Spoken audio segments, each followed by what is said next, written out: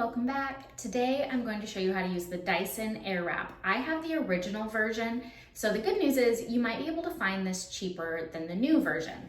The original version comes with two barrels, one for the left side of your head, one for the right side of the head. The new version, which is awesome, so if you just want to go ahead and buy the new version, that's probably what I would do, but if you're looking to save money, you can probably get this cheaper to have two barrels. The new version has just one barrel and you flip the top. So that's the biggest difference with this.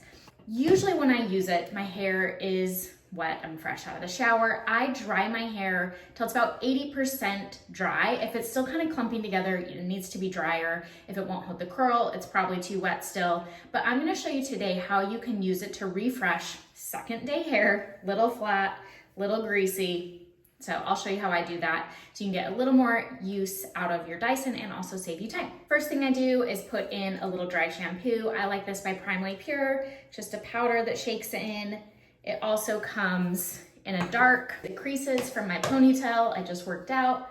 So let's get rid of those. When I'm starting, I'm just pulling it up. I'm not worried about the part. When you get to the top layer, you're gonna wanna choose your part and kind of curl that direction depending on which way you part. So this part doesn't matter right now, but it will for your top layer.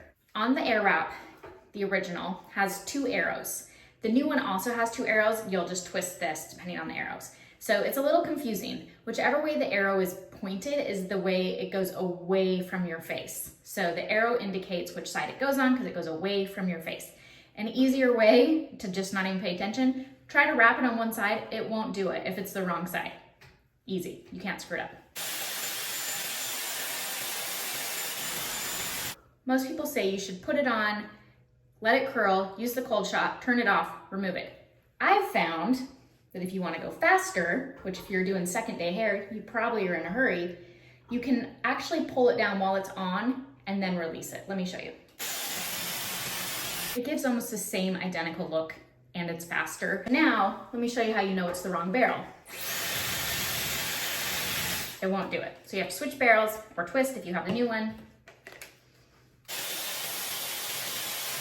So you can see how it's a lot faster to just pull the curl straight out rather than cold shot, turn it off, turn it back on.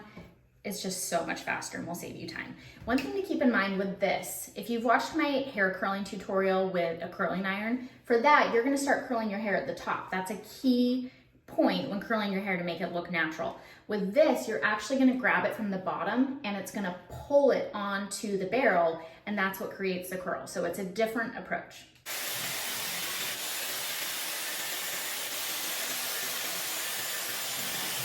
Let me show you a hack for adding volume. I don't do this on the bottom layer, but I typically do it on the upper layers. So I just curled it. I'm gonna take the barrel horizontally. I'm just gonna stick it up under here.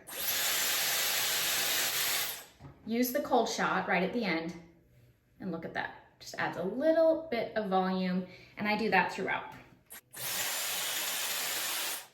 This little trick is especially helpful with second day hair, which tends to be flatter, and that just adds that volume back in.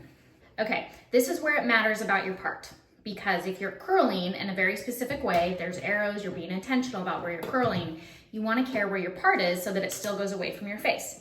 So if you part down the middle and you want it to look like that when you're done, just leave that as is. This is where I'm actually gonna flip over and it matters so that it curls in the right way.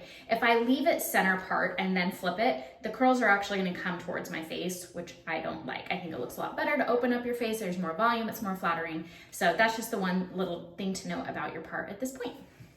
Okay, do you see where my hair would not wrap around just there?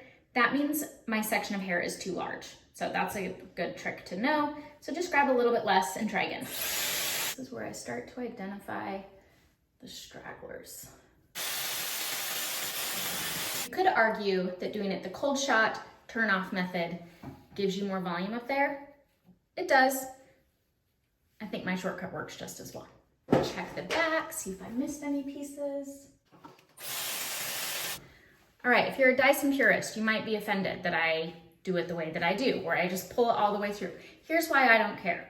Because if it looks a little messy, it doesn't matter, because I'm gonna mess it up anyway. Just a little finishing cream, take out the frizz. This is a dry finishing spray. All right,